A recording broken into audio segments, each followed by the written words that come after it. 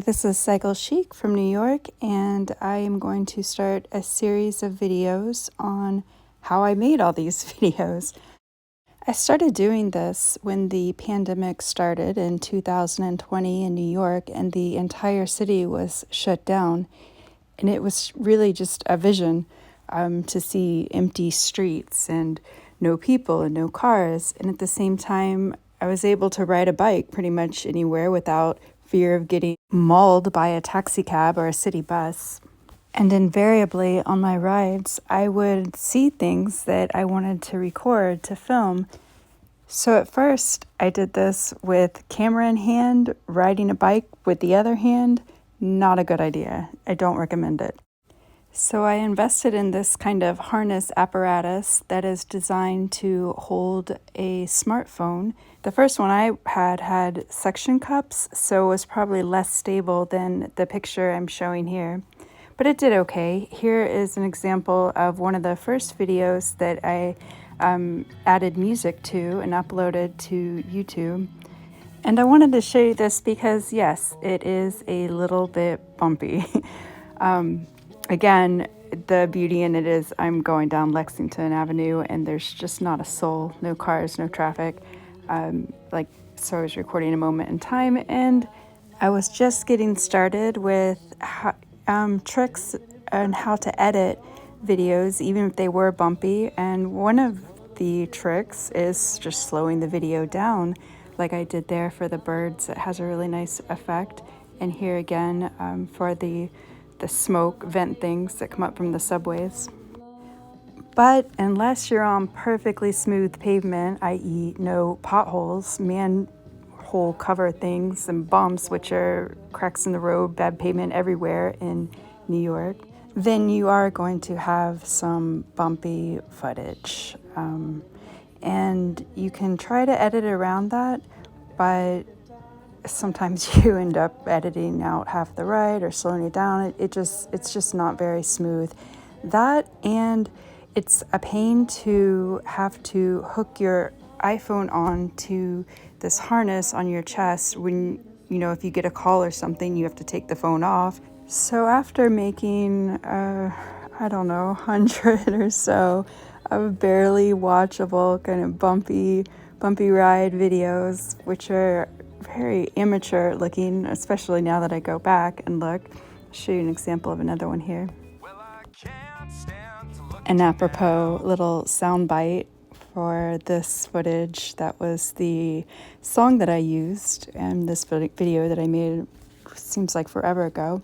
So not only was it bumpy, my framing was off, it's tilted, you can see my city bike basket, it's all a mess. So in time, I found two solutions to the bumpiness issue. One was to attach my phone, instead of to a harness to my body, to a gimbal. And if you don't know what that is, here is a picture on the right side of the screen of the one that I have now. It's a very lightweight kind of contraption that stabilizes the horizontal axis of your phone while you're recording. And they're not terribly expensive. Here it was a little Amazon list. And the first gimbal that I had was in that price range. It was like less than $100, or right around $100, and worked pretty well. That is what I was using to record this video here. But it's not exactly ideal, again, to be riding a bike with one hand and operating the gimbal with the other hand. Well, not safe in any case. That being said, I did it anyway for many videos, and I liked it. The footage was pretty good until, the gimbal got kind of old, and once I wrecked, to be honest. Ice patch, they'll get you every time. So I kind of phased out the gimbal while riding. That being said, if you're walking, it still can be a little bit bumpy on the vertical axis with the up and down, because the stabilization is more for the horizontal axis, so you don't have weird tilts. And I guess it depends on the quality of the gimbal you're getting, but for walking, a gimbal's a perfectly fine idea. You can zoom in, zoom out, do all kinds of things, and it's safe when you're walking. I see an increasing number of people walking around with gimbals in their hands.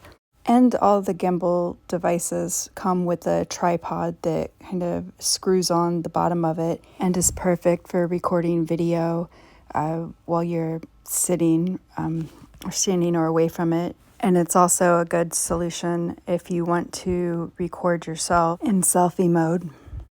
The method used to secure the phone on the gimbal varies by model.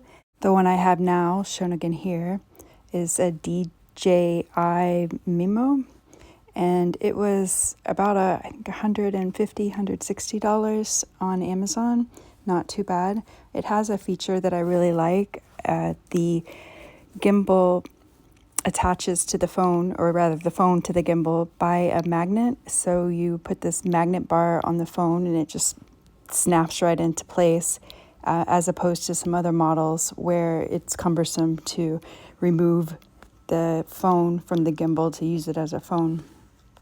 There is a software application that you install on your smartphone for whatever gimbal device that you're using. They're pretty easy to use, and if you're going to use your phone as your recording device, that's perfectly fine.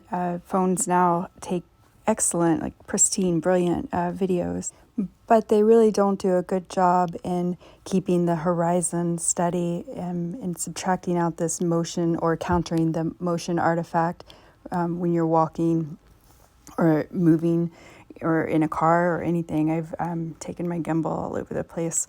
And the video that's recorded using a gimbal is, without exception, going to be far superior than any video that you take with the phone in your hand. The footage that we're watching right now is unedited. I recorded it the other day. I was walking with the gimbal in my hand, and as you can see, it's pretty good. Ironically, it's smoother, I think, irrespective of the recording device, or is often smoother on a bike than when walking, because you don't have that up and down so much. It's just a little bit trickier, really, to record while riding, which brings me to the GoPro. So I hate sounding like an advertisement or plugging a specific product, but I love the GoPro. I only have a GoPro 8, but now they're up to 10, which I'm sure has all kinds of cool features and is much better than mine. But even the earlier models, which you can get for a lot cheaper, I think the 10 is like $500, $600 something dollars, are great. They take great videos and pictures, and they're super lightweight, super portable.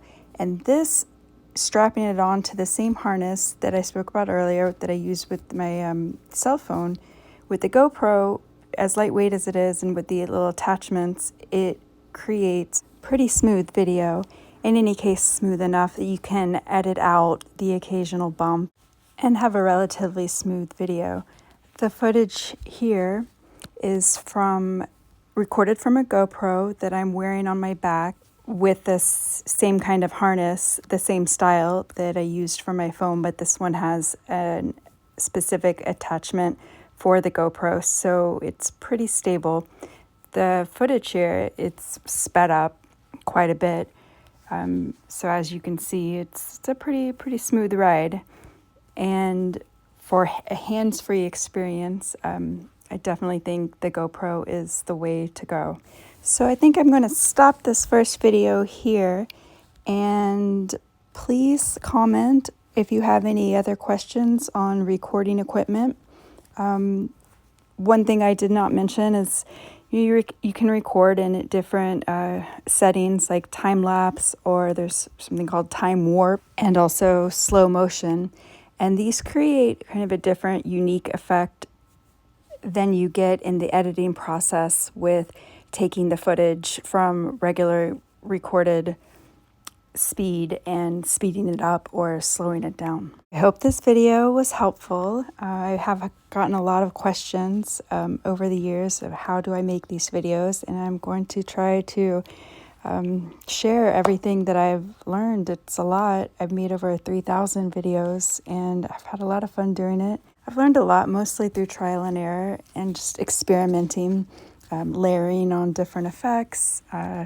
Some silly like here, but they're a lot of fun and not as hard to do as you might think. So stay tuned for, I guess, my episode 2 of my video tutorials. I hope you liked and learned, and that if you haven't already, you'll subscribe. At least press the like button. And I will see you next time. À tout à l'heure.